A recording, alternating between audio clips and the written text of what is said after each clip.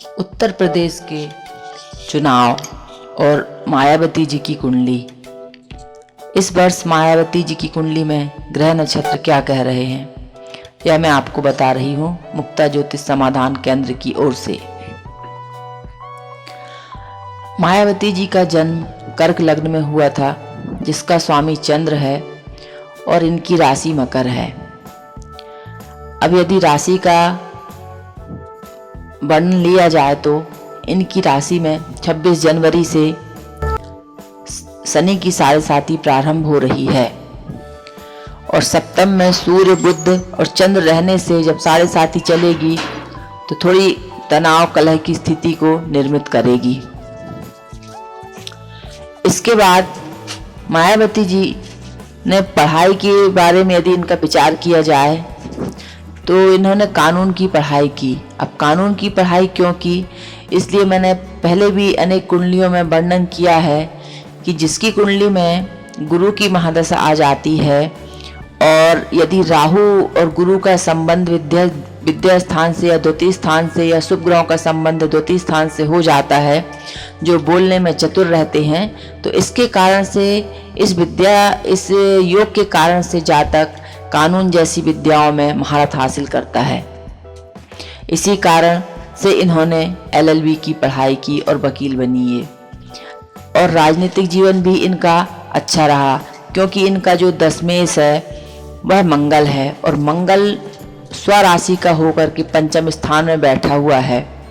और जब मंगल पंचम स्थान में राहु के साथ बैठा है तो वह वैसे ही राजयोग का निर्माण कर रहा है।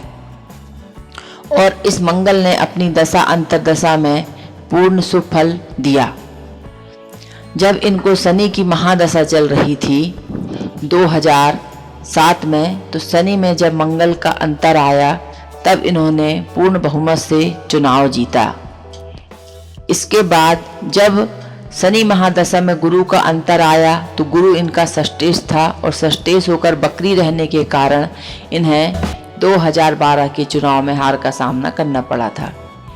अब वर्तमान में जो इनको बुध की महादशा चल रही है और बुध महादशा में अभी शुक्र का अंतर चल रहा है और शुक्र चतुर्थेश और लाभेश होकर अष्टम में रहने से शुभ फल में कमी कर देता है।